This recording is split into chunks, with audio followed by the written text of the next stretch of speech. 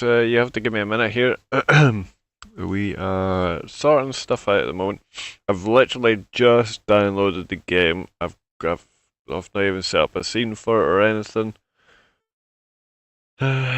So I don't know how loud this is going to be. I tell you the truth, Ooh, wow, that jumped in quick. Let me... There it is. That's the one we're looking for. There we go.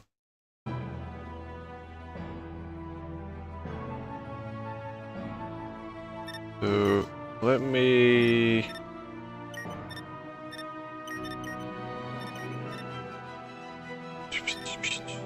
Audio.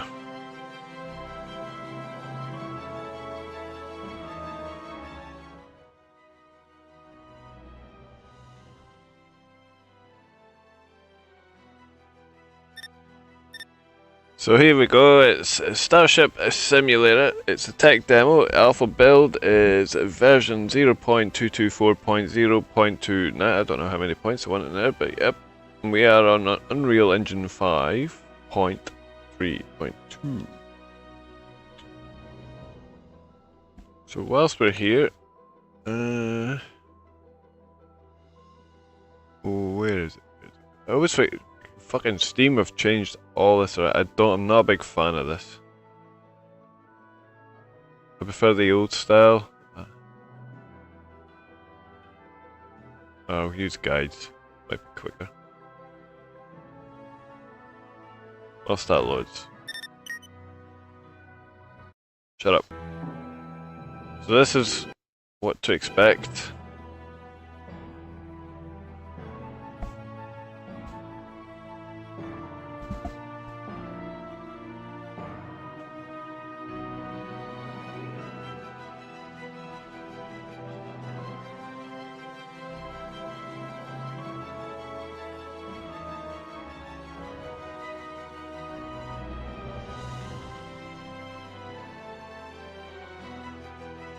Investigate distant. Navigate dangerous stellar phenomena. Fly to any location in the galaxy.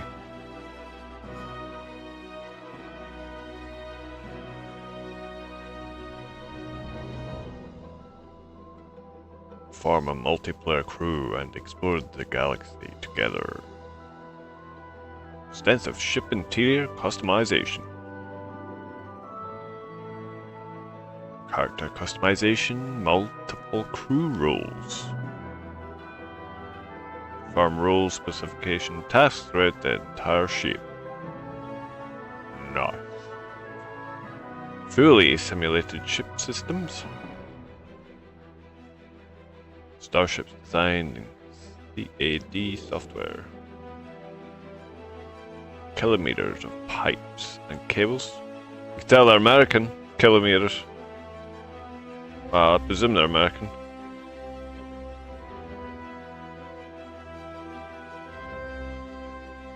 Could be wrong. More than likely.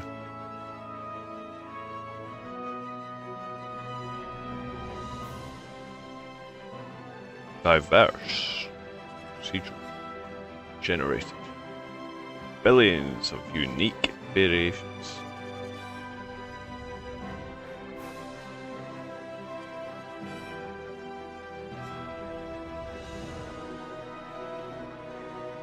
The galaxy awaits. Will you answer its call?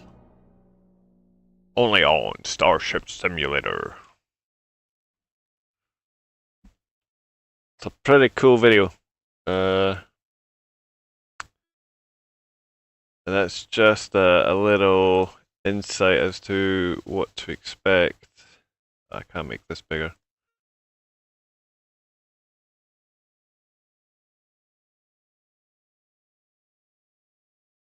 But this game, as far as I'm aware, is backed by backers and other people. So people have invested money to get this game operational.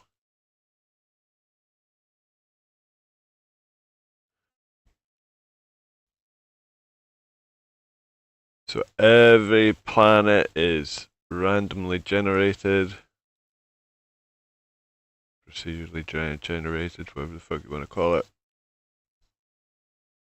This game also has single player and whoops. This one? I can't remember. Go away. So here we go. The game is single player, online co-op. I don't know what it's picking up. It's probably picking up my wheel controller, my Logitech wheel.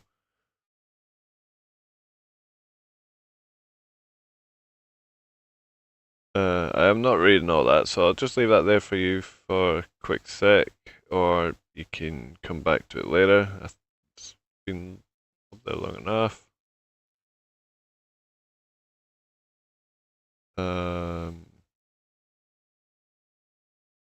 But apparently it's almost all fully interactable.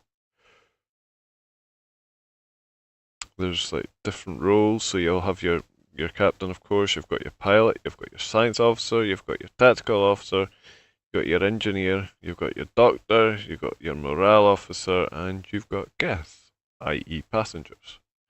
Now, if you are going to be playing the game, make sure to read the minimum or the recommended. It doesn't really bother me. I've certainly got the recommended, that's for sure. Otherwise, I wouldn't be playing it for you guys. A friend of mine played the demo, and she said to me that I should probably have take an interest to the game. Motion blur. That was automatically off, so I'm just going to leave it there. Image sharpness. I don't know how heavy this is going to be on the system, but we'll find out. Resolution, shadow. Doesn't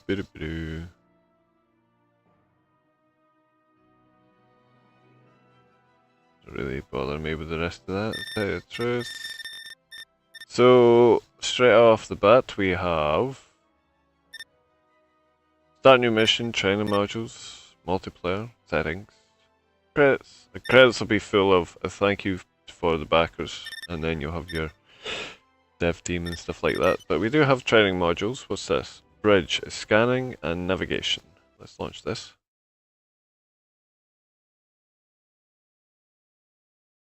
Hopefully that's not the only ship we get. I'm praying to God there's more than one ship in this game. Otherwise, looking at the same window will get boring very quickly. Warning: this game contains flashing lights, which may not be suitable for players with. Welcome to the Magellan Class Scanning and Navigation Training Module. My name is Ava. I'm the UN Space Fleet's AI voice assistant.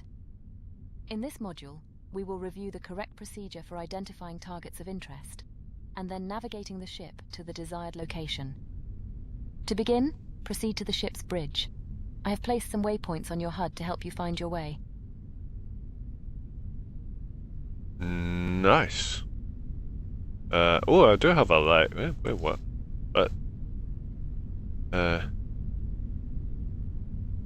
That's some belly. I ain't that fat in real life.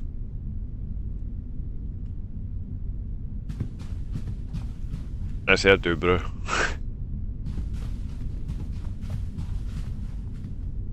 Everything seems to be.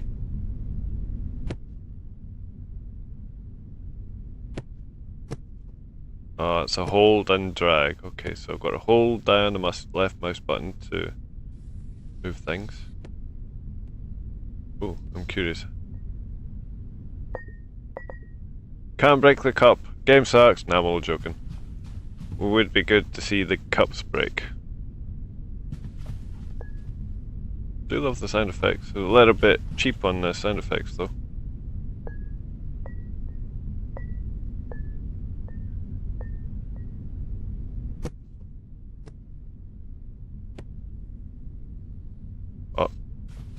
Did that flicker when I banged that down?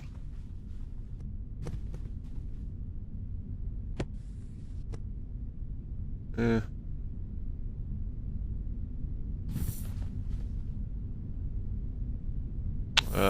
Oh, this is it, okay.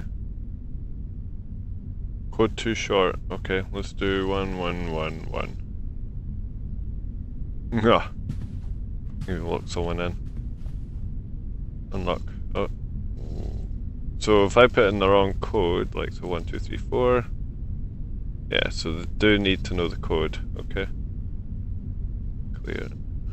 1234. Unlock. Mode. Automatic. Is on automatic, manual, auto. Privacy. Enable? Okay. Nice. Oh well. For walls of a ship, it's kind of fancy. Can't sit on the benches. That sucks. Where are we going? To begin your... Oh, we do have to go to the bridge. It doesn't look like we're locked. Two.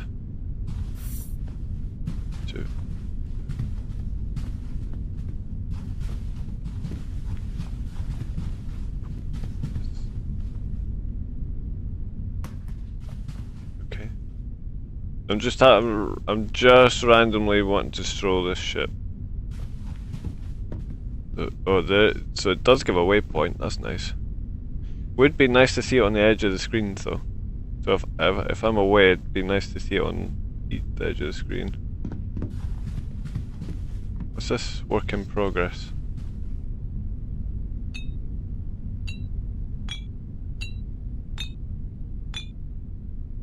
Oh, I thought I was going to smash it there. Yeah, it'd be nice for these bottles to break. Oh, that's that made me jiggle. Jiggle, jiggle, jiggle. You play football with a bottle.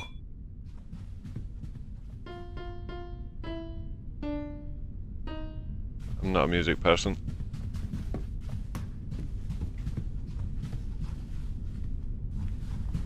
What's this? Work in progress left. That's quite a lot of work in progress. Yeah, it's just a box just now.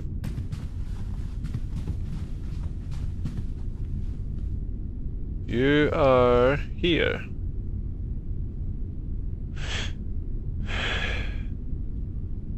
So we could just be running around. This will be a work in progress, I would presume. So no work in progress. What's this? Can I move this? No. Yeah, it looks like all these rooms are like work in progress type of things.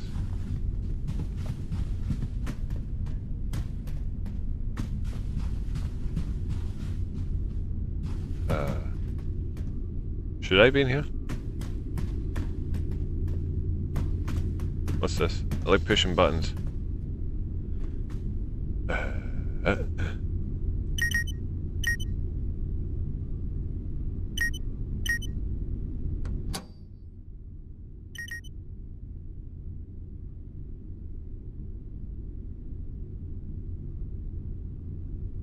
Okay, well, that one was broken.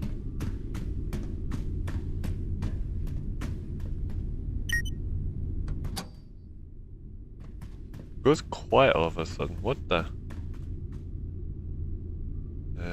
These are no load. That one ain't got. Can't move them.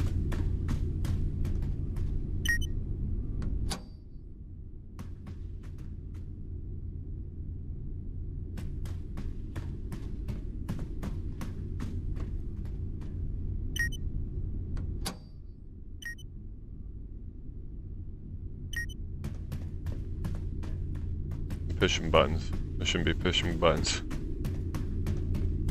It's really, really noisy down here.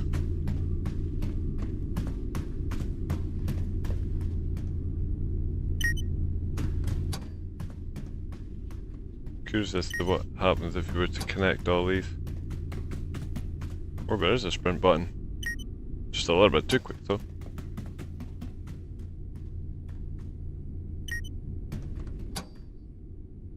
Is that everything connected? Yeah. What's this one do? Is this work in progress?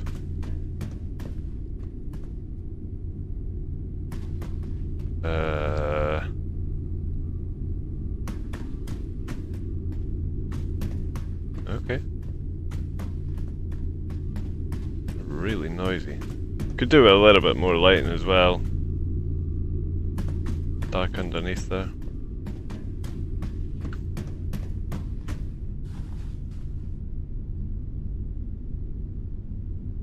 Right click zooms. Scroll wheel does nothing. E. Hold down E allows us to bring up the mouse. Q does nothing. X. Well, at least to find out who I am.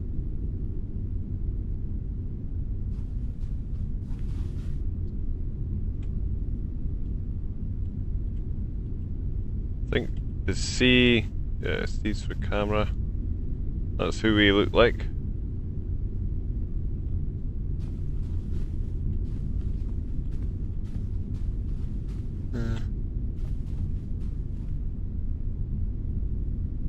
It's not bad, but there's no hair physics.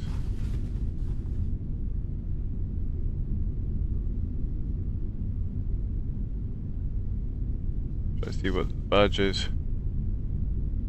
UNSF 2020 2261.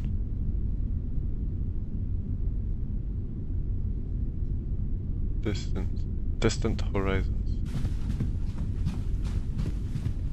We're not wanting to push too many buttons just in case. Well, on the keyboard anyway.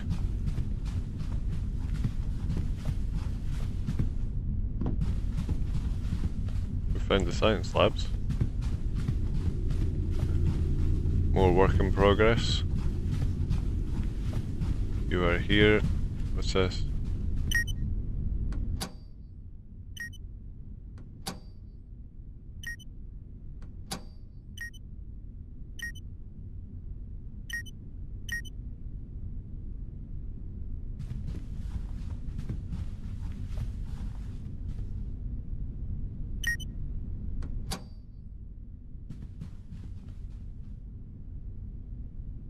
To be confirmed. Quantum physics. Yes, please. Work in progress.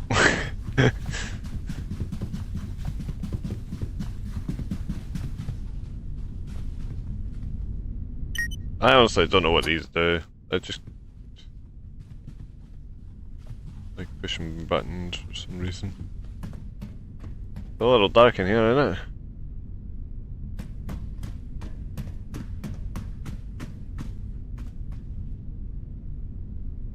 So cool.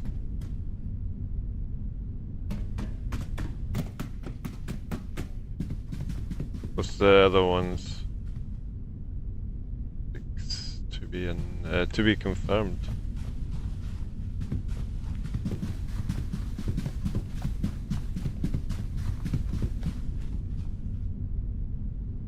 To be confirmed.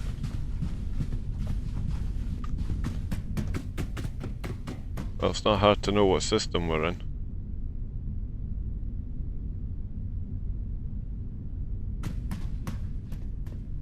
What part of the world is that though? Can't quite see the edge of that. Got to crouch though.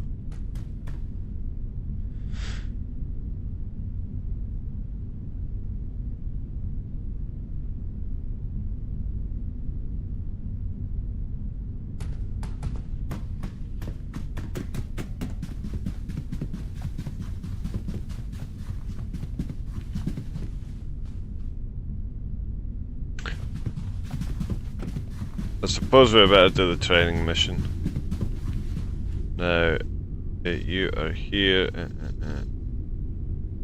Probe handling facility. Yes, please. Where's that?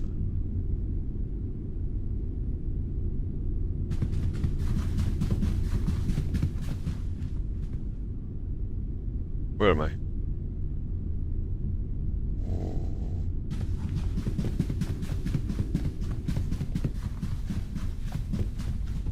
That's probably...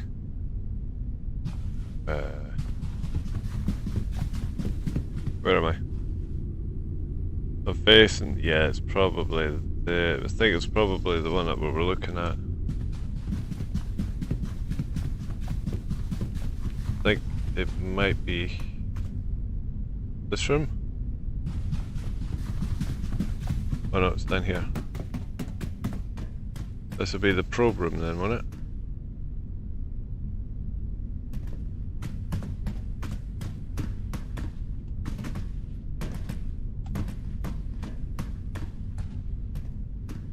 Is it possible to get underneath that? But I think they did that for a reason. There's another one not connected.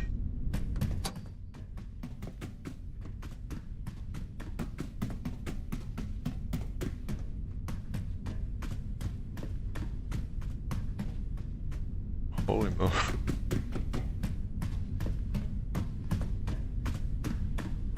That'll be the... because of the window that I'm presuming this is going to be like the shuttle entry and exit, maybe? It's just a corridor, so this could be a work in progress. I'm presuming this is where the shuttles are going to be, simply because of that screen. Right, let's do... jeez.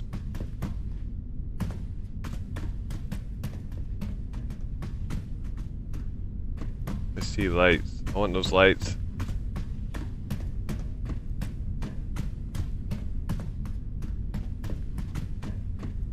I have no idea where I am now. Let's go back towards the light.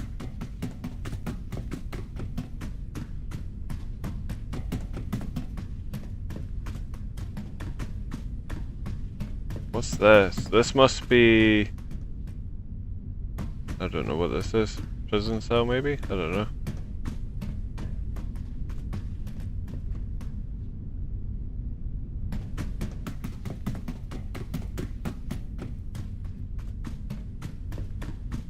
I want those stairs now.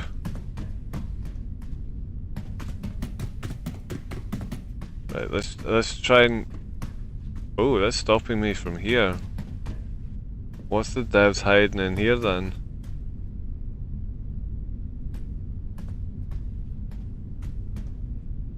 Showing me. Oh, so the devs are hiding something there. I want to know. Okay, devs, how the hell do I get back up to the bridge? I want this F4. This F4 button's annoying me. Whoops, that's F3. I don't want it. What the? Right. Quick reference. So there's all your controls.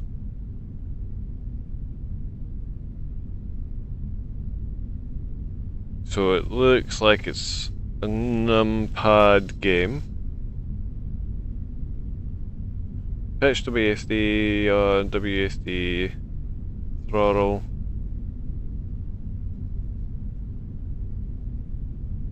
It's done. Yeah, that's an oh, okay. Okay.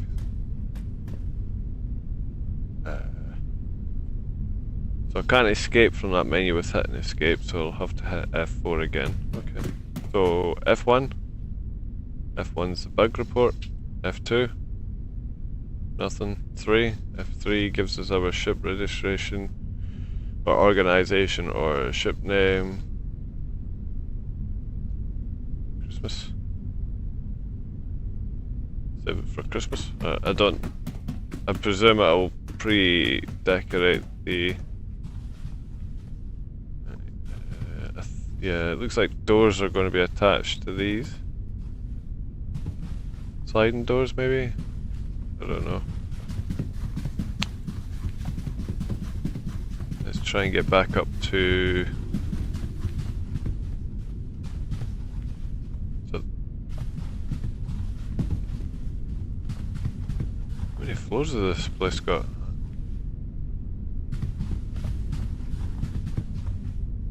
Oh, we've got two floors of that. Oh, we've got the engineering room now. That lift is really loud. Find a button. Want to push it? Oh, I thought it was the lift that was loud. I went in there. Well, they got a control pad on that one, but didn't finish it. What's in here? What the hiding in here? I just fell down. Am I supposed to... Oh, wait. I just fell down. So it looks like they're missing a floor.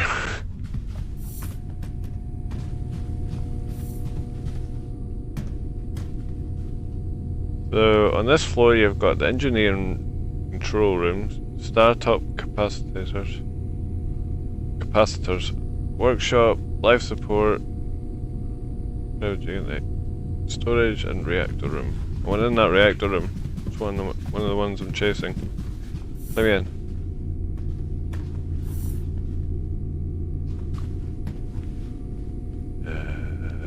They're all connected. That's good.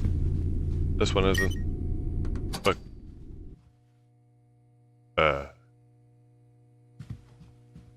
and that's why you don't play with switches.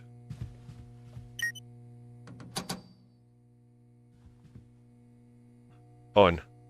No, did I break it? I broke it.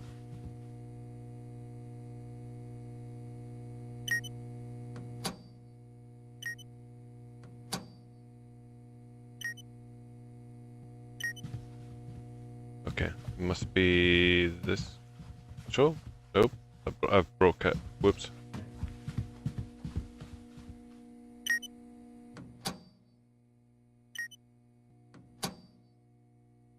Start up.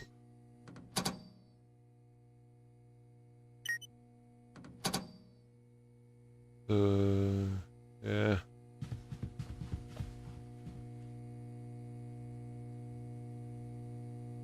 I broke my ship, or the training ship. See, both of them are on.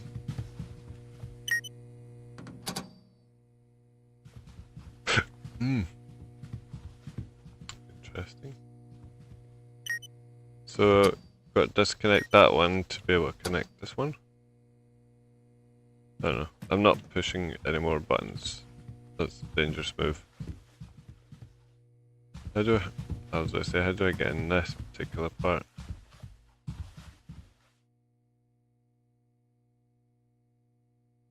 Okay, so that's all open. Yeah, I don't really want to be touching these. Not a clue.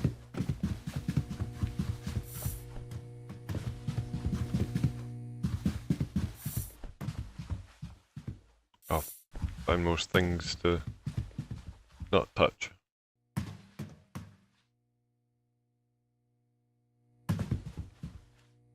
Right, what's this? Caution. Cold hazard. Liquid stored in this area proved PPE required for using. So I've got to wear PPE before touching this stuff.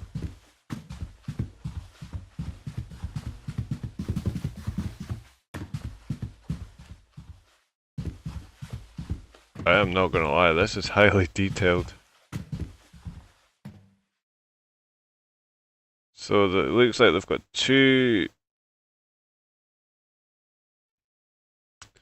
inputs. Presume this goes into here, that goes into the big tub, and then that goes through to the main capacitor. Not a clue.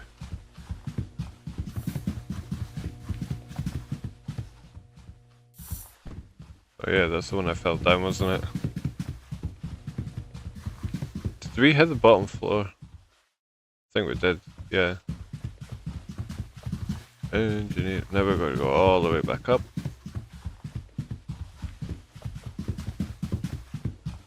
Where's my waypoint? It's still there. We're still going up? We're still going up. And we're still... That's a work in progress. That's the lift here I was looking for. Not just a random work in progress thing there. Take stairs because it's slightly quicker.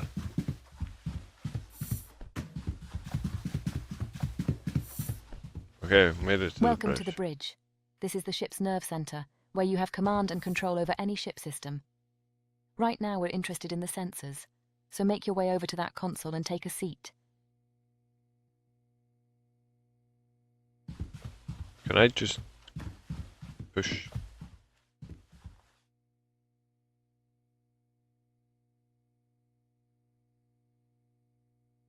Did we? No? Red? Oh, it does change the color. Nice.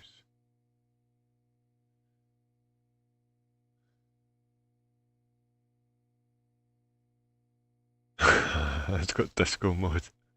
Yeah. I can see that getting spammed quite a bit.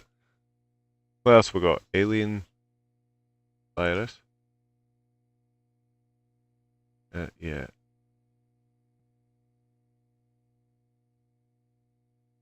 Emergency lighting. Gimme. Yes.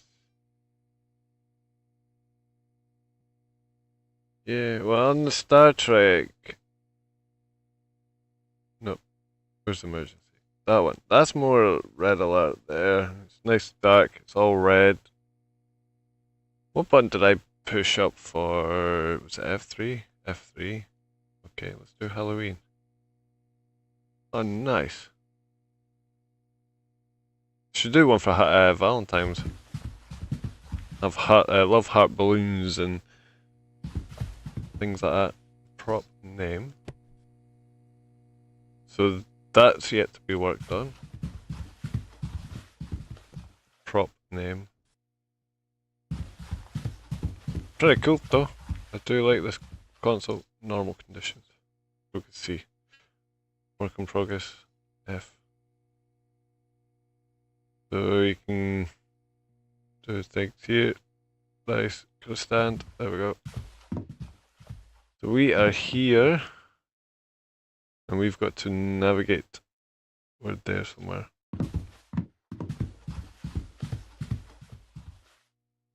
This would be us at the helm. Let's go over here. This station is responsible for scanning space around the ship and highlighting any targets of interest for the command staff. Before we perform any scans, however, let's take a look at the different sensor modes available to us. The Galactic Position mode makes use of the standard UN Galactic Positioning System and simply shows us our location relative to the Milky Way galaxy. The Stellar Region mode employs the long-range sensors to detect information about star systems within a 50 light-year radius of the ship. The Star System mode uses the short-range sensors to provide a more detailed overview of the star system we are currently in, with a maximum range of about 1 light-year. Go ahead and press that button now. The range controls allow you to fine-tune the display range of the sensors, which makes it easier to focus on particular objects of interest, or to gain a high-level overview of the current star system. The central panel lists all of the valid objects in range, which you can click on to select as a target. Go ahead and click a few different targets now.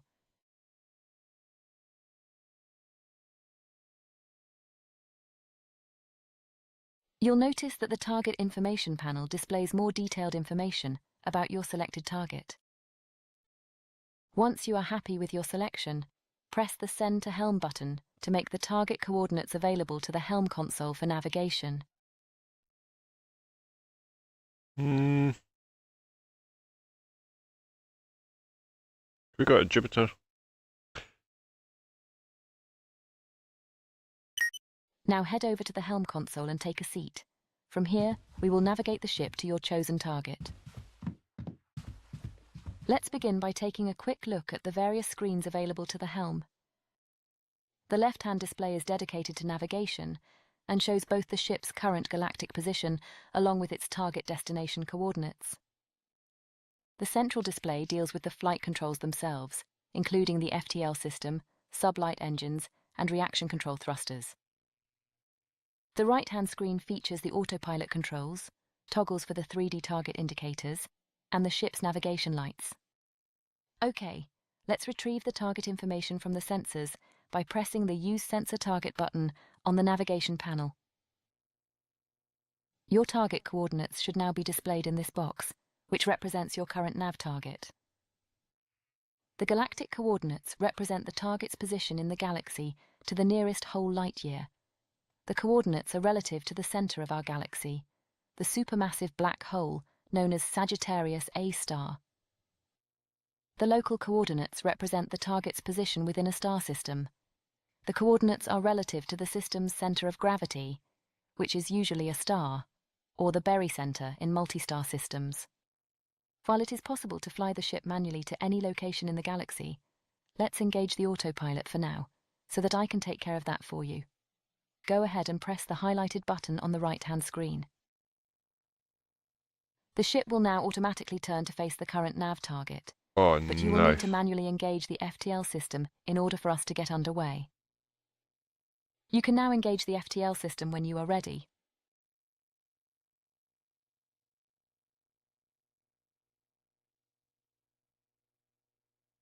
I don't like that mission time. I want that probably gone. While the autopilot is engaged, I will manage the ship's speed and final approach to the target coordinates, so just sit back and enjoy the ride. The FTL system works by compressing space ahead of the ship and then expanding it behind, creating a bubble of warped space with the ship at its center. The compressed space amplifies the ship's current velocity by a factor of the FTL field strength, so the ship's sublight engines are still used to provide the required thrust. The maximum speed of the ship is therefore a combination of the FTL field strength and the thrust output of the sublight engines. For the Magellan Class, this is approximately 300 light-years per hour. Okay.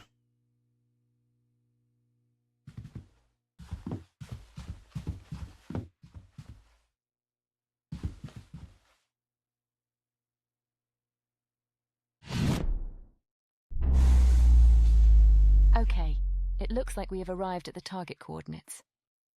Now that we've seen what the ship can do over a relatively short distance, let's pick a target that's much further away. Head on over to the sensors console again and take a seat. Yeah, I might have to restart this. Oh, I can't restart.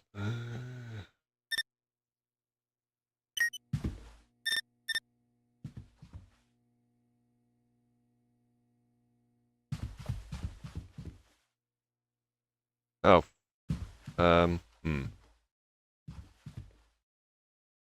I do.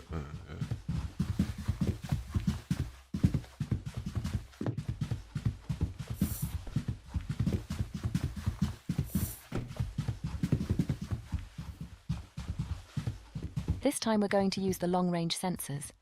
Go ahead and press the Stellar Region button to view. As before, you can use the display range buttons to increase or reduce the number of displayed objects, depending on your needs. If you click between a few of the objects in range, you'll notice that none of them have any detailed information yet. This is because a sensor scan is required. Let's take a closer look at our nearest neighbor. Click on Alpha Centauri and then click the Scan Target button.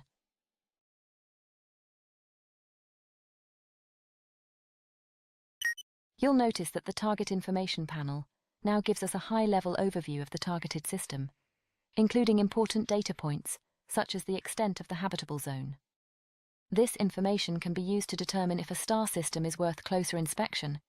For example, if a planet exists in the habitable zone, you'll need to use the short-range sensors from within the system itself to determine if that planet can truly support life. Select one of the planets in the system that you'd like to take a closer look at, and then press Center Helm as we did before. Now return to the helm console and take a seat once again. Press the Use Sensor Target button again on the navigation panel to set our new nav target.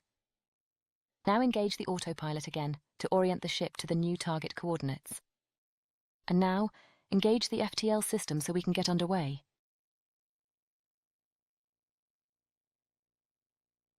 Our previous journey was merely interplanetary, but we're now leaving the Sol system behind and entering interstellar space. I think I broke the game when I messed around with that button down at the bottom of the engineering. I'm not going to mess about with buttons unless I'm told.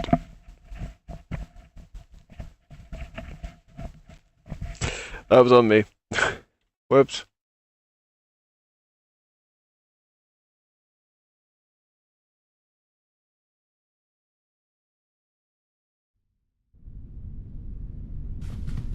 Welcome to the Magellan Class Scanning and Navigation Training Module. My name is Ava. I'm the UN Space Fleet's AI voice assistant. In this module, we will review the correct procedure for identifying targets of interest, and then navigating the ship to the desired location. To begin, proceed to the ship's bridge. I have placed some waypoints on your HUD to help you find your way.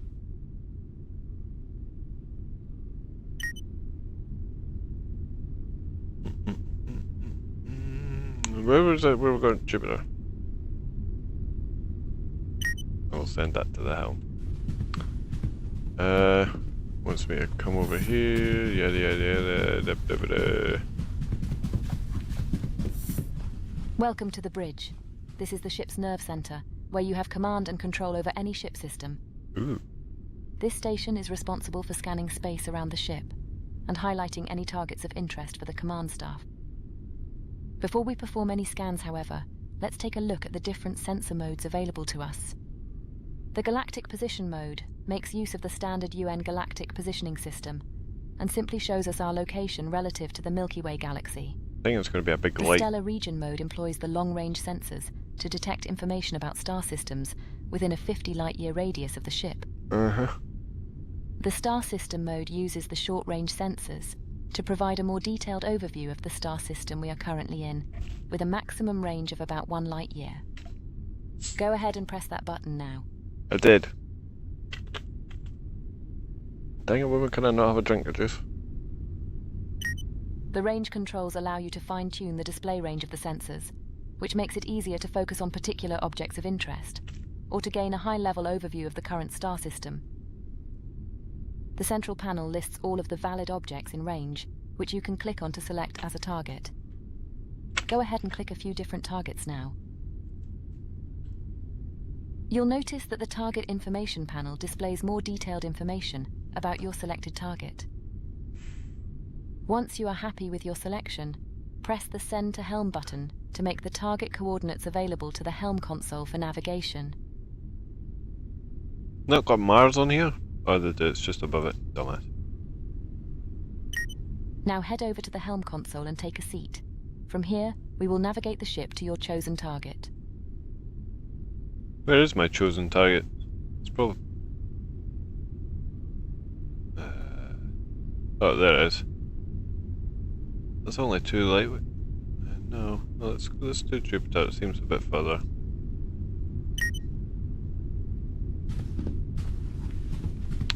Let's begin by taking a quick look at the various screens available to the helm. Good on Pluto. Look how far Pluto is. And shows both the ship's current galactic position along with its target destination coordinates. The central display deals with the flight controls themselves, including the FTL system, sublight engines, and reaction control thrusters. The right-hand screen features the autopilot controls, toggles for the 3D target indicators, and the ship's navigation lights. Okay, let's retrieve the target information from the sensors by pressing the Your target coordinates should now be displayed in this box, which represents your current nav target. The galactic coordinates represent the target's position in the galaxy to the nearest whole light year. The coordinates are relative to the center of our galaxy, the supermassive black hole known as Sagittarius A star. The local coordinates represent the target's position within a star system. The coordinates are relative to the system's center of gravity, which is usually a star, or the barycenter in multi-star systems. While it is possible to fly the ship manually to any location in the galaxy, let's engage the autopilot for now, so that I can take care of that for you. The ship will now automatically turn to face the current nav target, but you will need to manually engage the FTL system in order for us to get underway. You can now engage the FTL system when you are ready. This line here is the center point, so it seems they do have a line as to which direction your ship's going. This one right here. Engage. While the autopilot is engaged, I will manage the ship's speed and final approach to the target coordinates, so just sit back and enjoy the ride. The FTL system works by compressing space ahead of the ship and then expanding it behind, creating a bubble of warped space with the ship at its center. The compressed space amplifies the ship's current velocity by a factor of the FTL field strength, so the ship's sublight engines are still used to provide the required thrust. The maximum speed of the ship is therefore a combination of the FTL field strength and the thrust output of the sublight engines. For the Magellan Class, this is approximately 300 light-years per hour.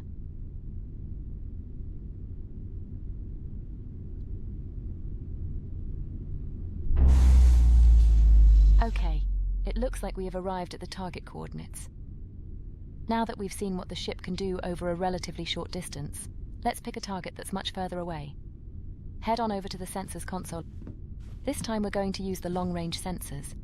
Go ahead and press. As before, you can use the display range buttons to increase or reduce the number of displayed objects, depending on your needs. Holy moly. If you click between a few of the objects in range, you'll notice that none of them have any detailed information yet. This is because a sensor scan is required.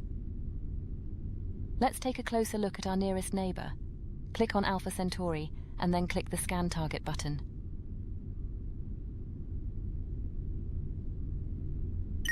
You'll notice that the Target Information panel now gives us a high-level overview of the targeted system, including important data points, such as the extent of the habitable zone. This information can be used to determine if a star system is worth closer inspection. For example, if a planet exists in the habitable zone, you'll need to use the short-range sensors from within the system itself to determine if that planet can truly support life. Select one of the planets in the system that you'd like to take a closer look at, and then press Center Helm as we did before. Now return to the Helm console and take a seat once again.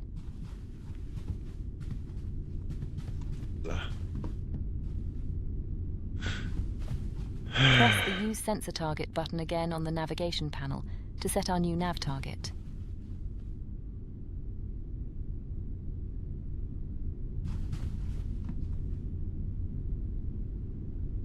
Now engage the autopilot again to orient the ship to the new target coordinates. And now, engage the FTL system so we can get underway.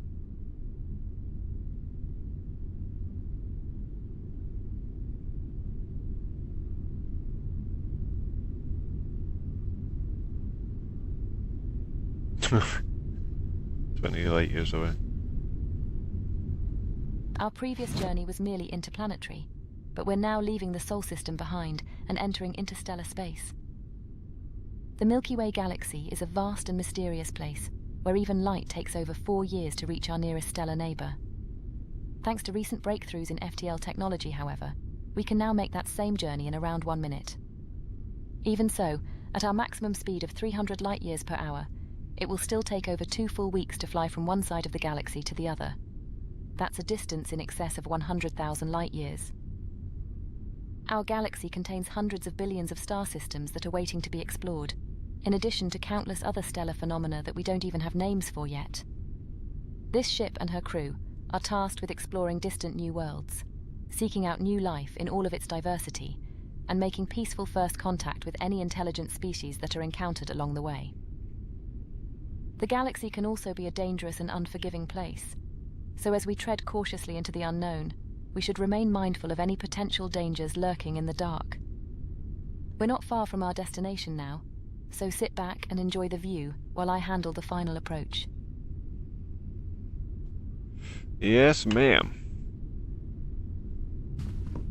Whilst you do that, I'm going to sit here and go into dark mode. There we go.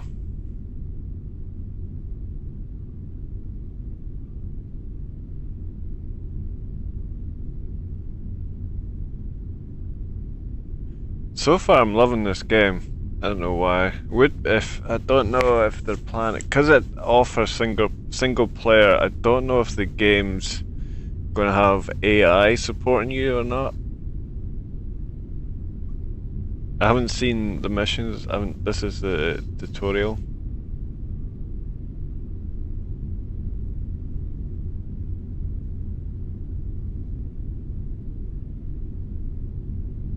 But it's pretty cool.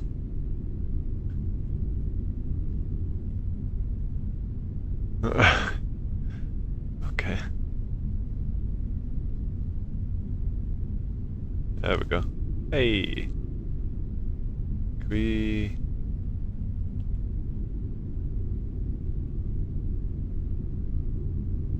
Oh, nice. So we can change what we want. And what button was that? Is that F5? F5? I think. F5. 6. F6 has all the commands. 7, 8, 9, 10, 11. 11 takes me into full screen.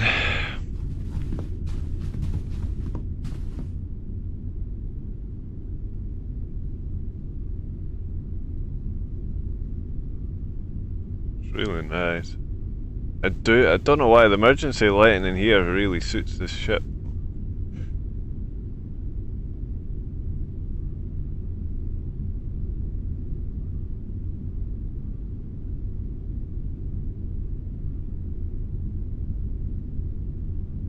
Numbers are going crazy because we're moving. We're at full FTL.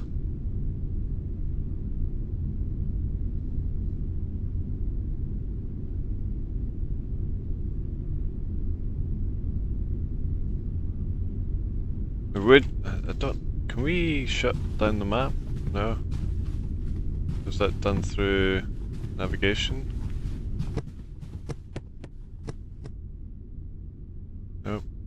This one's still in work in progress.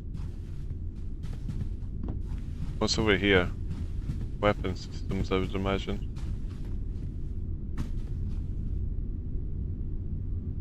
Still a work in progress.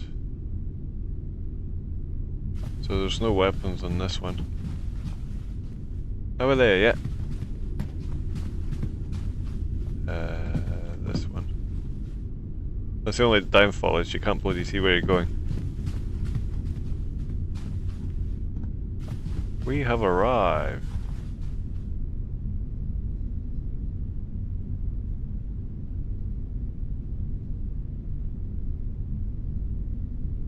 There's the gaff door there. Terrestrial planet, that's the one we're going for.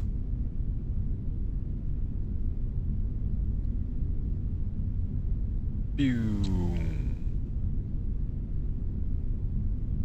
Alright, Eva.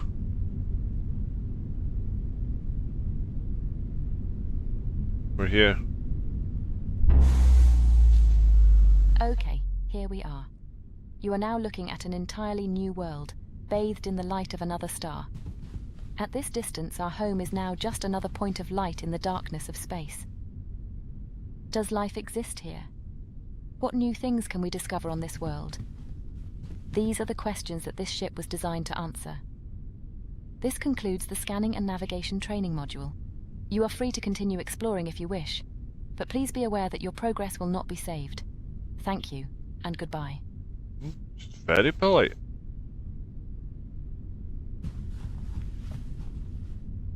Yeah, I can see why that was brought in. I think this was brought in more. It feels like it's been the way that I've just flown that to get here. It feels like this was more, it was built more for single player.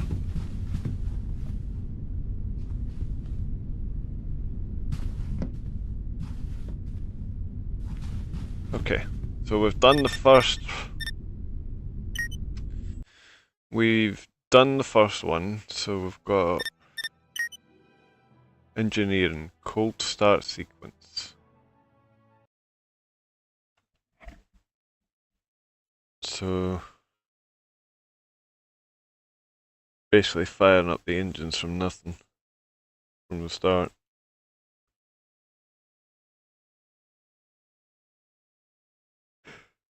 Well,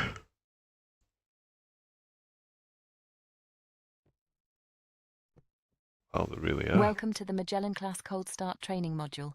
My name is Ava. I'm the UN Space Fleet's AI voice assistant. In this module, we will review the correct procedure for starting up the ship's fusion reactor and then supplying power to the vessel. The ship is currently in a cold and dark state, so for your safety, I have taken the liberty of turning on your torch for you. To begin, follow the waypoints on your HUD to the lower floor of the reactor room. Yes, ma'am.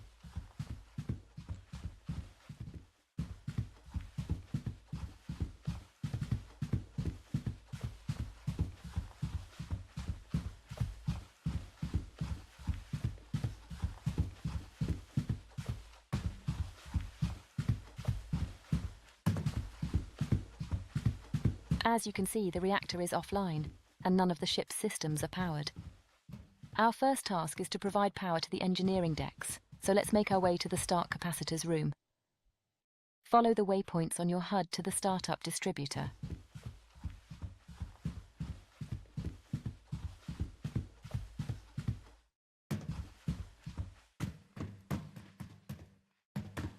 As its name suggests, the startup distributor routes energy from the start capacitors to the engineering decks, and also provides the reactor with the power it needs to create the initial fusion reaction. You'll notice the device is already powered because the start capacitors are fully charged. Let's go ahead and get some lights on by connecting all of the breakers. Please? Start with the G-deck breakers, as indicated.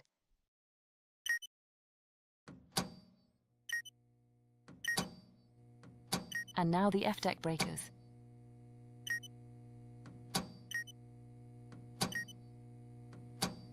And finally, the reactor supply itself. Excellent. Now we can see what we're doing. You can go ahead and turn off your torch by pressing T. The reactor controls should now be online, so let's walk back to the reactor room and take a look. It looks like it's went into emergency power. This console displays the reactor's vital information and provides you with full control over the reactor and its subsystems. On the left-hand side, we have the coolant section, which shows the liquid helium coolant flow and the condition of the magnetic field coils. On the right-hand side, we have the electrical section, which shows the reactor's main electrical bus, along with its input and output feeds. In the center, we have the reactor's main display, where we can control the fusion reaction itself. As you can see from all of these alarms, it would be impossible to initiate a stable fusion reaction under the current conditions, so let's fix that. The first thing we need to do is supply power to the reactor's internal bus, so go ahead and switch the reactor to startup mode by pressing the indicated button. Great! Now that the reactor has power, we can activate the vacuum pump to start purging the confinement chamber. The chamber pressure should now be dropping. To sustain a fusion reaction, we need an internal pressure of less than 10 nanopascals. While we wait for the confinement chamber to reach its target pressure, let's take care of the reactor's fuel and coolant supplies. Exit the reactor room via the door behind you, and follow the waypoints on your HUD to the cryogenic storage room. Okay. These storage tanks hold all of the cryogenic fluids that are used to both fuel and cool the reactor. All 4 tanks are currently empty, so our first task is to begin the filling process. Let's start with the helium coolant. Head behind the storage tanks to access the helium cryocooler. The cryocoolers use a process called magnetic refrigeration to convert gas into a cryogenic fluid. before pumping it into the connected storage tank. Start up the helium cryocooler now by using the indicated control on its user interface. Excellent. Now if you turn around, you'll find the helium refill valve located on the back wall. These valves control the flow of gases harvested by the ship's gas collection hardware, which is located on the underside of the forward hull. Go ahead and open the helium supply valve now to begin supplying the cryocooler with helium gas. If you turn around again and inspect the display screen connected to the helium tank, you should be able to confirm that the tank is now filling with fluid. We now need to perform the same sequence of events for the other 3 tanks. Head over to the helium-3 cryocooler next. Oh yeah, there. Helium-3 is the first of 2 fuels used in the fusion reaction. As before, power up the device using its user interface. And now open the helium-3 refill valve behind you to start filling its associated tank. Next, we need to start filling the 2 deuterium tanks, so let's head over to the other side of the room.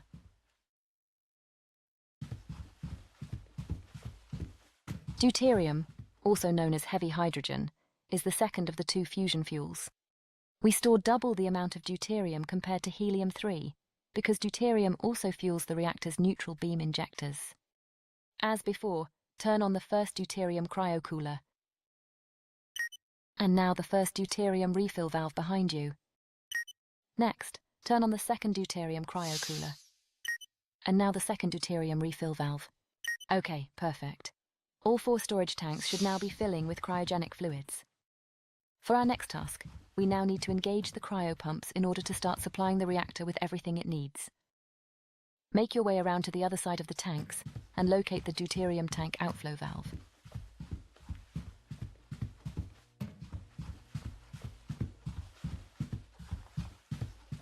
Open the deuterium outflow valve to begin supplying fluid to its connected cryopump. Next, power on the pump itself using the button indicated on its user interface. Excellent. That's half of the fuel mix taken care of. Now head over to the helium-3 tank outflow valve so we can complete the fuel supply. As before, begin by opening the helium-3 outflow valve. And now engage the helium-3 cryopump. Perfect. All we have to do now is take care of the coolant flow. Head over to the helium tank outflow valve. Now open the helium outflow valve. And finally, power on the helium cryopump. There we go. The reactor is now being supplied with all the fuel and coolant it needs. Follow the waypoints back to the reactor room, where we have just a few more valves to open.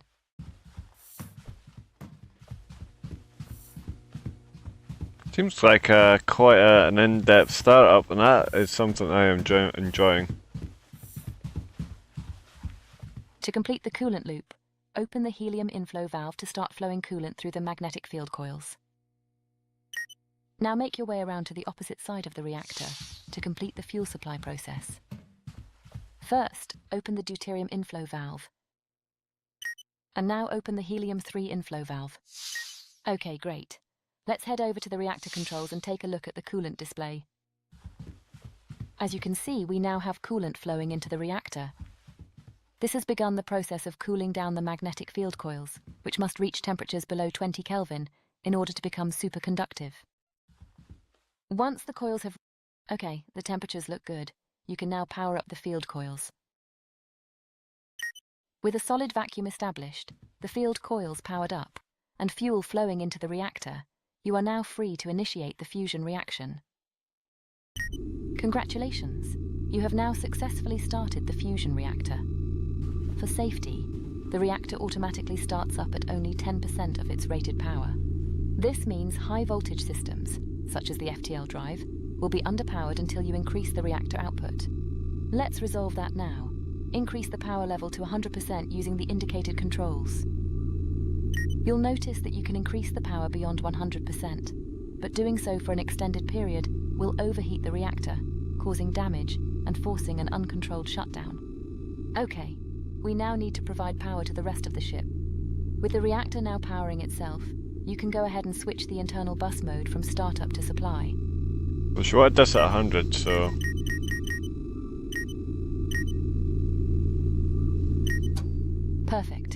we now head around to the opposite side of the reactor output distributor should now be powered up.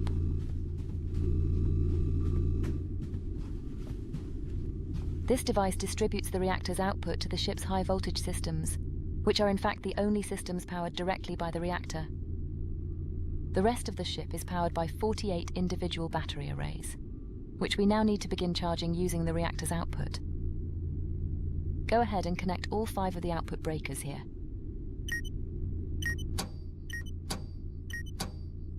Excellent. If you turn to your left, you'll see the 5 high-voltage distributors are now coming online. Head over to the main battery distributor. This device takes the high-voltage reactor feed and distributes it to each of the 8 battery rooms on F deck. Go ahead and connect all 8 output breakers.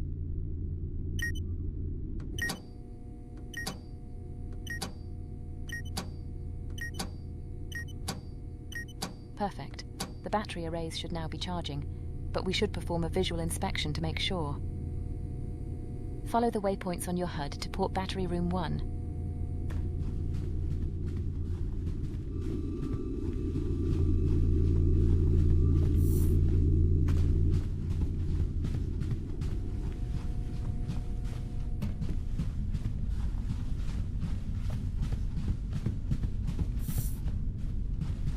The electrical supply on Magellan Class starships is divided into 4 isolated quadrants: forward, aft, port, and starboard. For increased redundancy, each quadrant is powered by 2 physically isolated battery rooms just like this one. Should the battery arrays in one room cease to function for any reason, the arrays in the second room will continue providing power to that particular quadrant. Similarly, power to one quadrant can be lost entirely, without impacting the supply to the remaining 3 quadrants. Okay, let's take a look at one of the individual battery arrays. On the left-hand side of the user interface, you have controls for managing the input and output breakers. And in the center, you have controls and information relating to this array's 10 solid-state battery cells. If we did everything correctly, all of the cells should now be slowly charging up. For the next step, we now need to connect each of the 8 battery rooms to the ship's electrical grid. This task will take us into the ship's labyrinth of maintenance tunnels, so be sure to watch your head. Follow the waypoints on your HUD to port battery aggregator 1.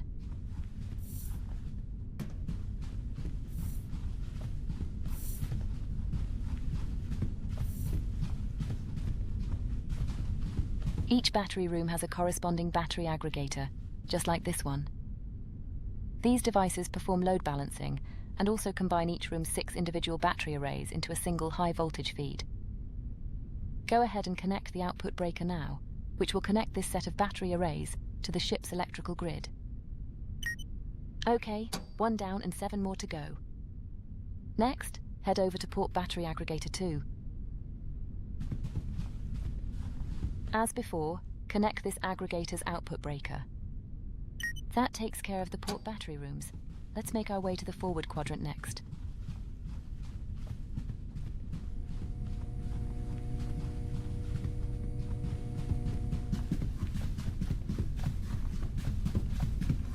Go ahead and connect the output breaker. And the same again on forward battery aggregator 2. Okay, onwards to the starboard quadrant.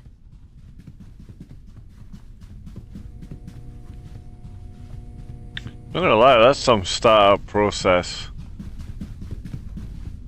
That's what you call being in depth. Same again. Connect the output breaker. And the second starboard aggregator. Almost done. Just the aft quadrant to go. I can see why this is made more for multiplayer.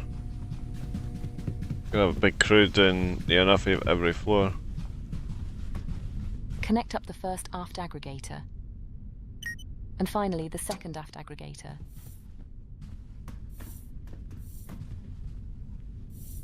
Okay, perfect. All 48 of the ship's battery arrays are now connected to the electrical grid. All we have to do now is supply power to the ship's remaining decks, and then perform a few cleanup tasks. We can do most of that from the reactor room, so let's head there now. Follow the waypoints on your HUD to the forward deck distributor.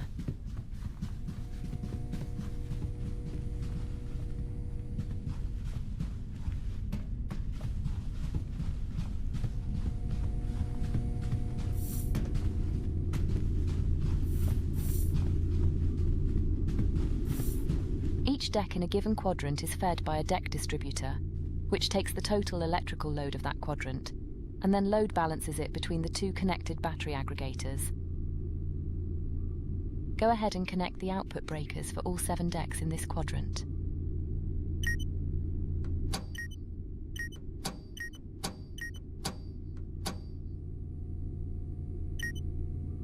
Okay, now head over to the starboard deck distributor and do the same.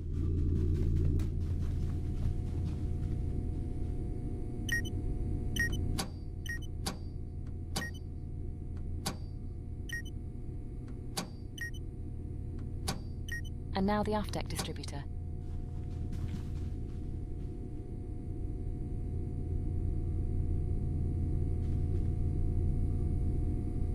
It's this one, isn't it? Yeah.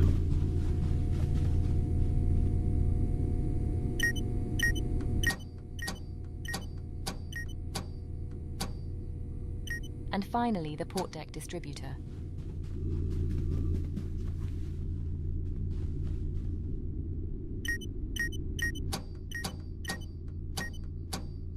Perfect. All quadrants on every deck now have power available from the ship's main battery arrays.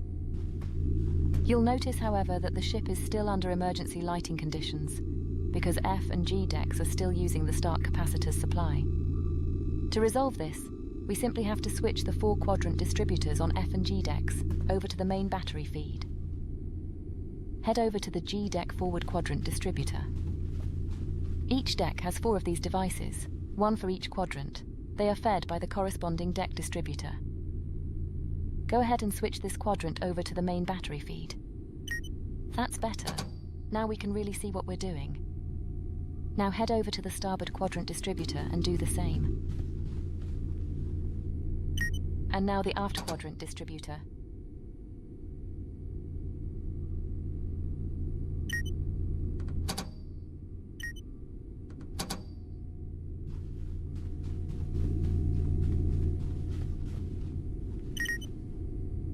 And finally, the port quadrant distributor. That's G deck taken care of. Let's do the same for F deck. Head upstairs to the F deck forward quadrant distributor. I mean, it's a tutorials are really in depth. As before, switch this device over to the main battery feed. And now the same on the starboard quadrant distributor. This is just for starting up a ship. And again on the aft quadrant distributor. It's not even starting up the ship, it's just power in And it. finally, the port quadrant distributor. Well done. That's the main objectives of the cold start procedure complete. But we have one final bonus task to perform. Uh-oh. Follow the waypoints on your HUD up to the bridge, and we'll make the ship flight ready.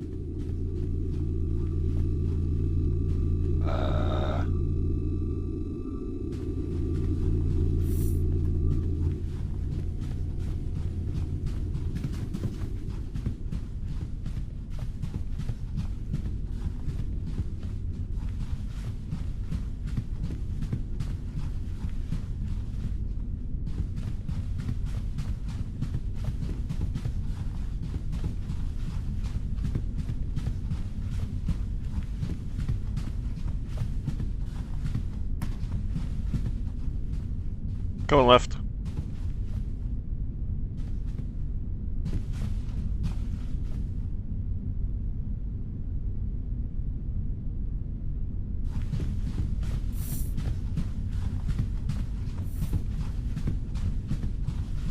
The lights and bridge systems are still turned off, so let's bring everything online. Head over to the A-deck distributor in the engineering alcove. Now go ahead and turn on the bridge lighting.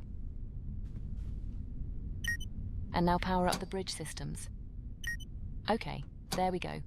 You have successfully started the fusion reactor, routed power to all of the ship's decks, and brought the bridge online into a flight-ready state. This concludes the Magellan Class Cold Start training module. Good luck, and I hope you'll join me again in future training modules. That's quite a process for starting up a ship. The size of that radar dish. Yeah, that's quite a... I mean, you want an in-depth tutorial on how to do something. That's probably one way of doing it. Yeah.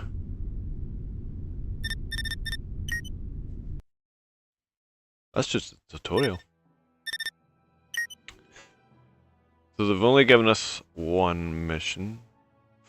Crew complement. Full crew or no crew.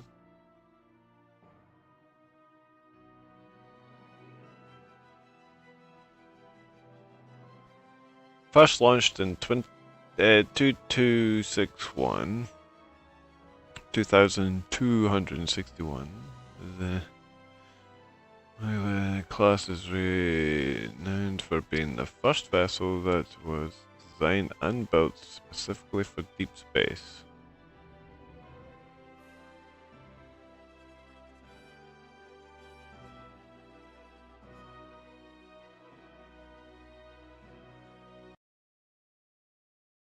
I don't know what the mission is.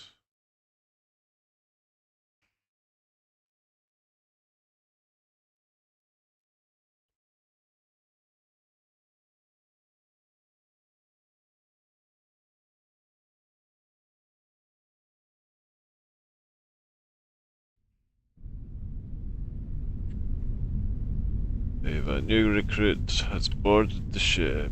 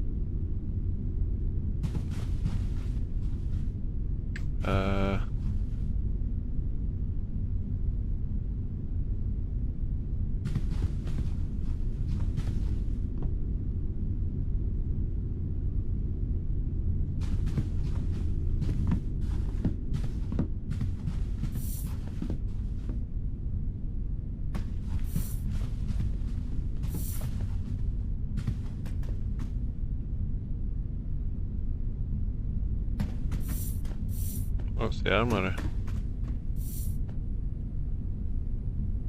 Oh. Okay. Flying cameras. Okay.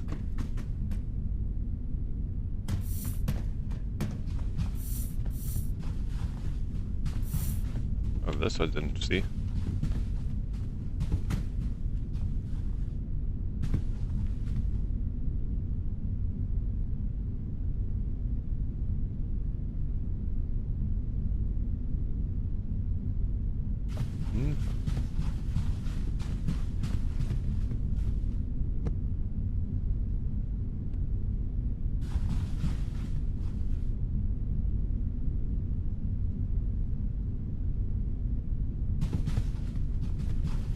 So if it's too broad.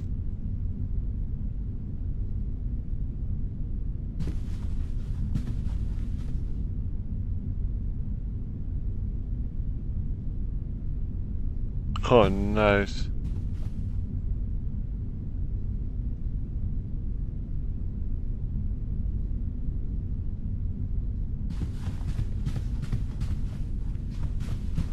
So cool.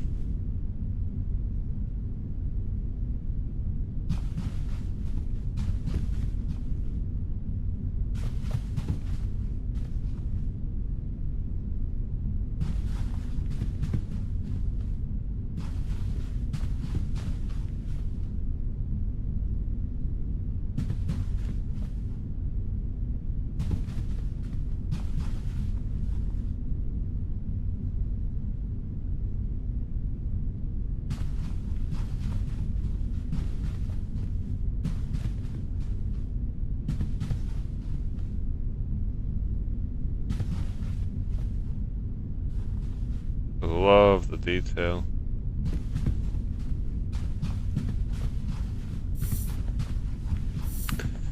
So that's that. There's no. I don't think there's a specific mission.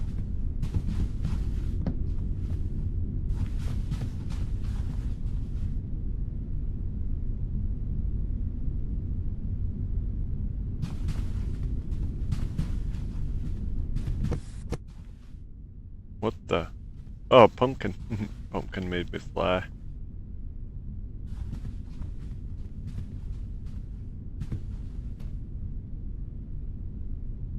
So cool. I do love the... What the? Yeah. Finding them everywhere. So...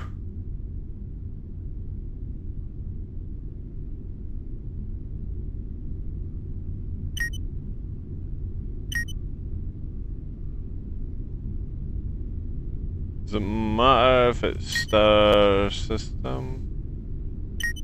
Stellar.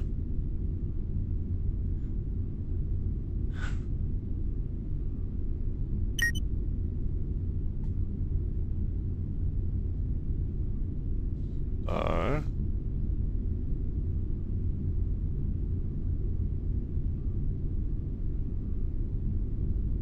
Went to the second furthest, didn't we? Oh yeah, we went down here, didn't we? Yeah.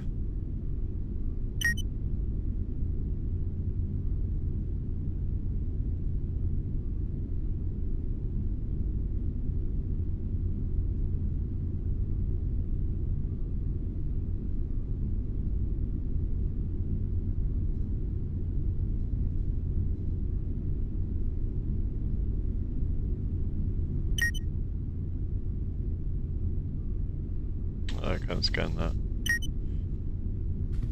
Well, then we come over here. Use target. Line us up.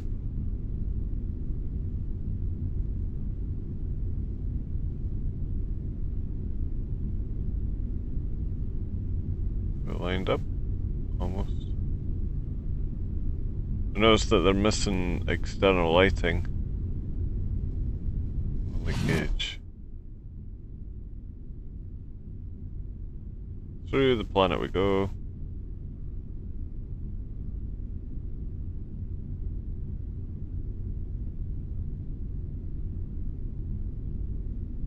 Yeah, I'm super cool.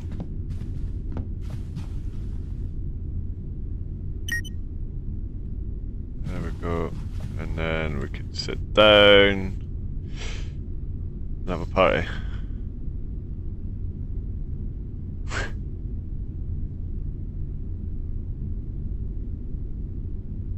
Just sit down in dark mode. Well, emergency mode, as I like to call it, dark mode, and just travel in peace and quiet. It's supposed to come with a full squad though, but a full crew, but I think that's a WIP.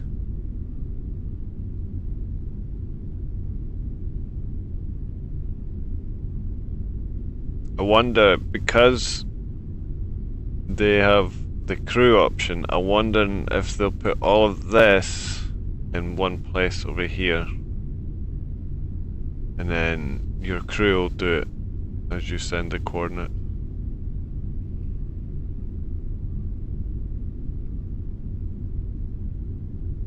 So you could have your map here, so you want to go to a certain place. So say we had to go back to the Sol system, we'd say we want to go back to the Sol system, send over to navigation, and then you can click ready or engage, and then they would hit the button, and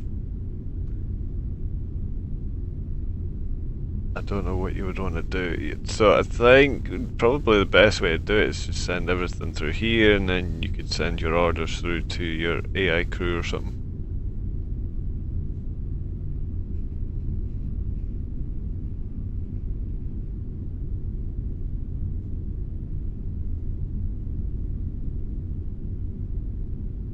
I'll tell you what though, It's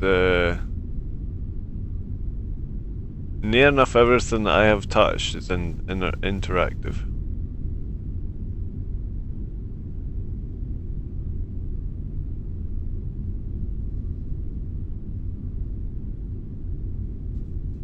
Yeah, see, this is still a work in progress, so that could change.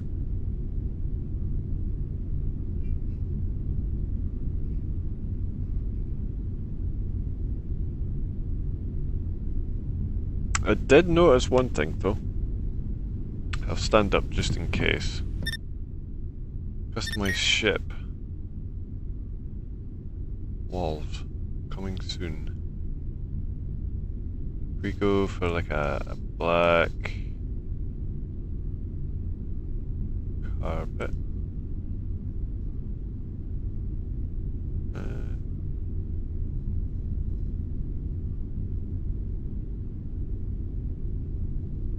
Like a deep red kind of carpet. We'll go for it. Nice. Oh, pink. Light pinkish. Candy pink, cotton pink, something like that.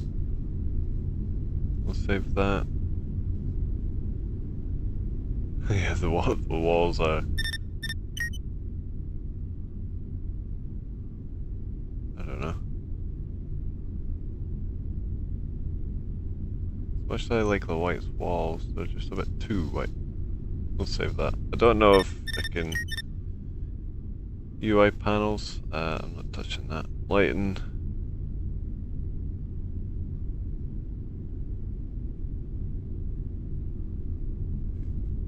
Yes, go for a blue light maybe.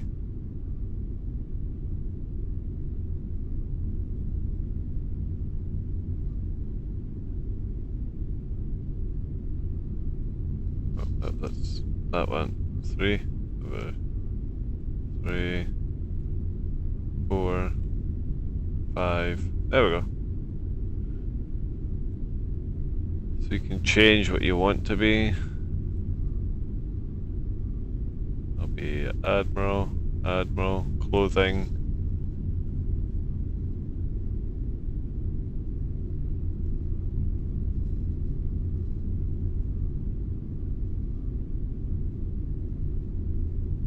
I don't like the boots.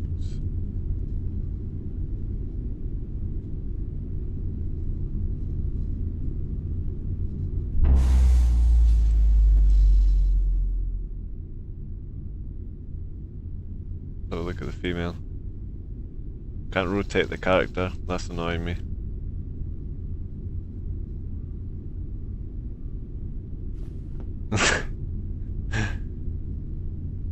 Straight down with the hands out.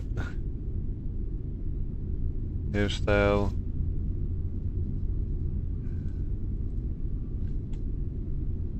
I can't... That won't let me rotate the character. That's annoying.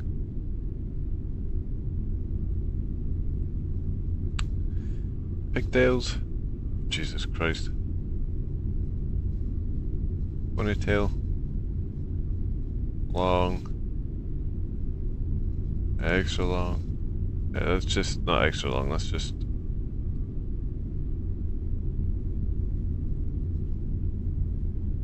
Hair color, let's go for it.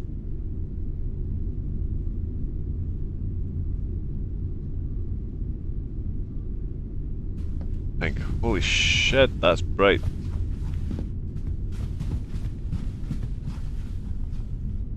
Not anymore. There we go.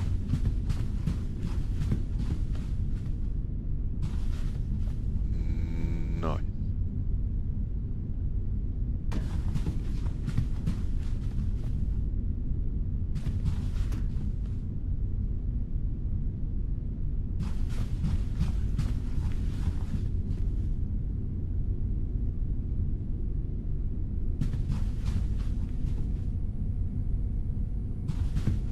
So it was this one, wasn't it? So we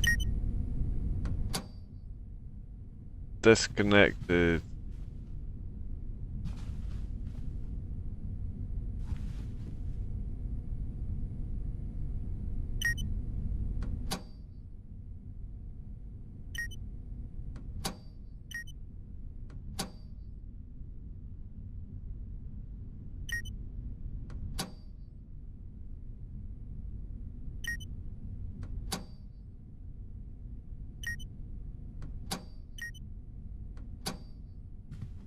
Pretty cool.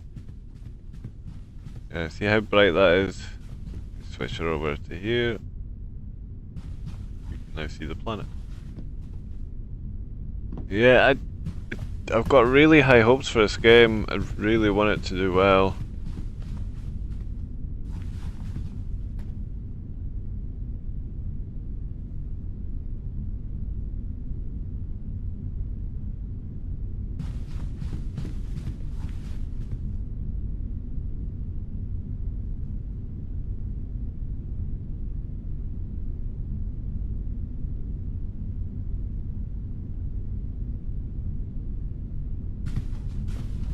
Should we head home and end the stream? I think that's what we'll do. We're finding these tablets everywhere. Oh, breaking it. Don't break it. So we'll need to go stellar because Sol system will be miles away, won't it? Or star, no. Attic, no.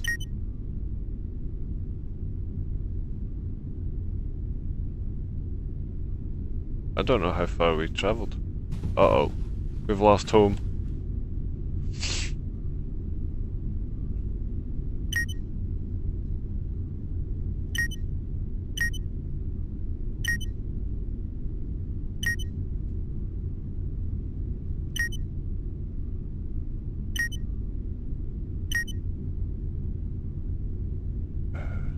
Scan this one.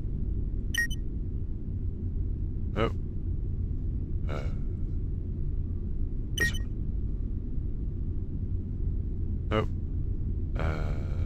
This one.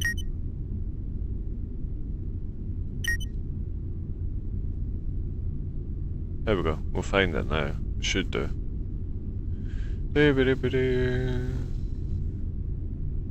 Our star.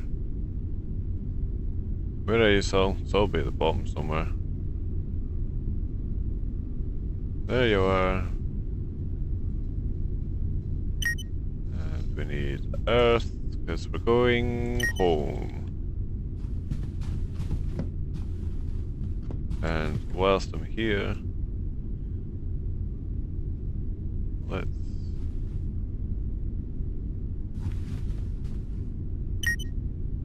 get that there.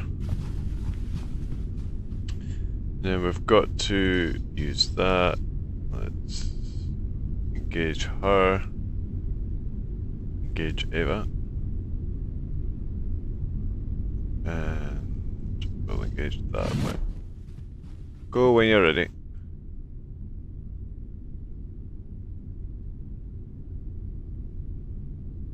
Take us home.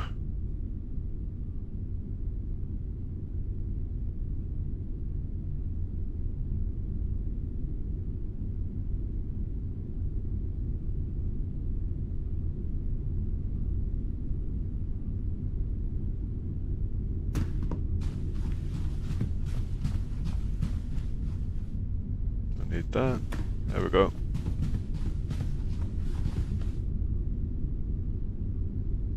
So yeah, that's that. Yellow.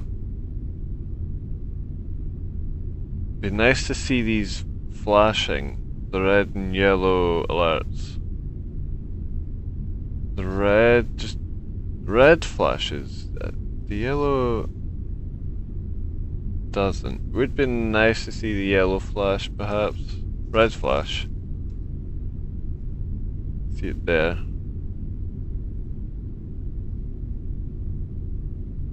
That's emergency.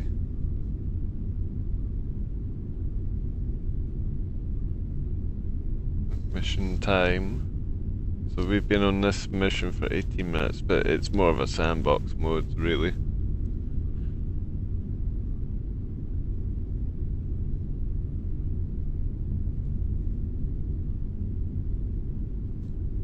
So there you go.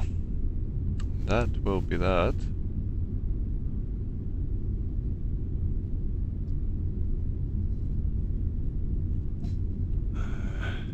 Go up to the window because I do want to see us coming in to the solar system. would be nice to, I don't know what their plans are for the data entry, maybe save locations or something.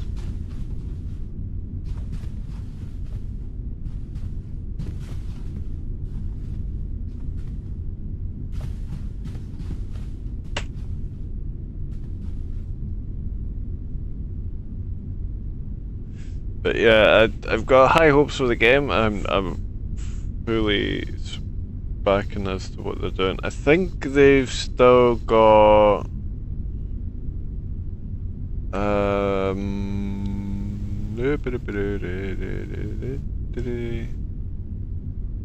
think they've got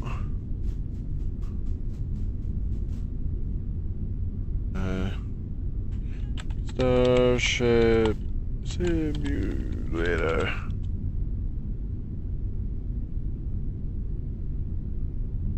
Is it this one? Or could be wrong. No, it's this one. So there you go. So the Kickstarter demo's out.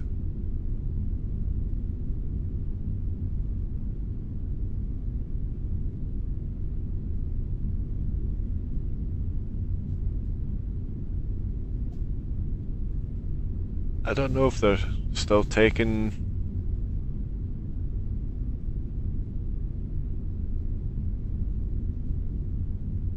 I can't read that because it's dark mode.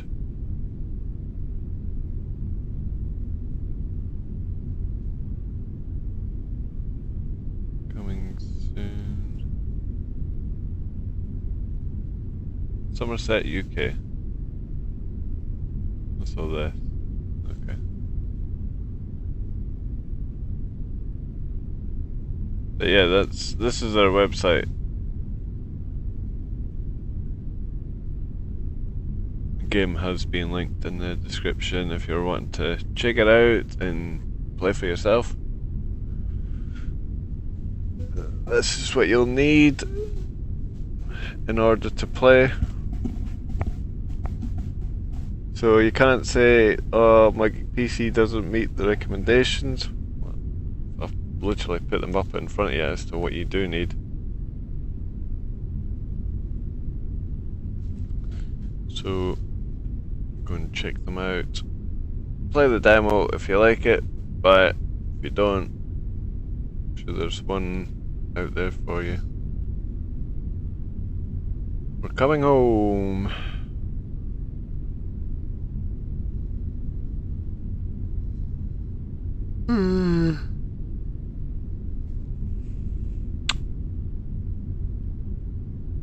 Beautiful home. It's dark now. On the wrong side of the plant. Now, boom. Gets me every time. Would have been nice to see, I don't know, shields or something. To be. What the? Oh, it does work.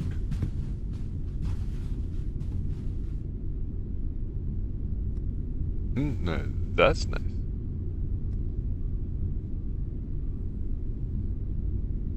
Can't see shit, but that's nice. So I'm expecting combat. Hopefully, I don't know what to expect in terms of combat. I mean,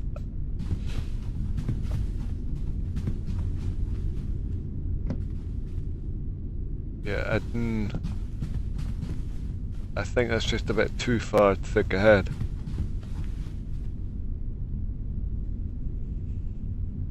But it's all procedurally generated, so you could go to a safe part of the galaxy, the next thing you can go somewhere else and you're just immediately having to raise your shields.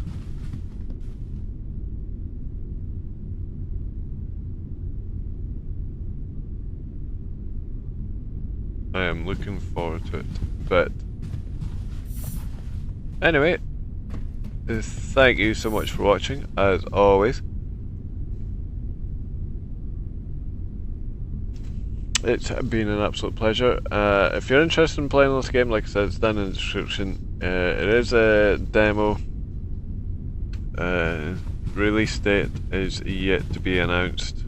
I don't think it'll be anytime soon.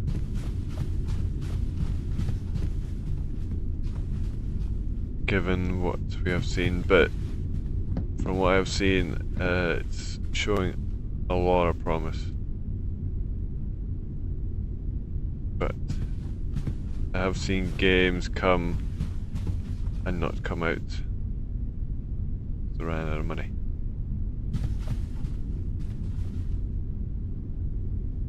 Hopefully that's not the issue with this game.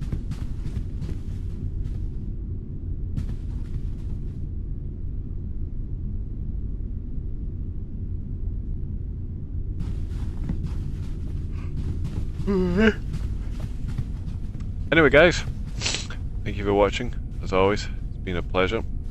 Until the next one, you guys take it easy. Take care and ciao for now.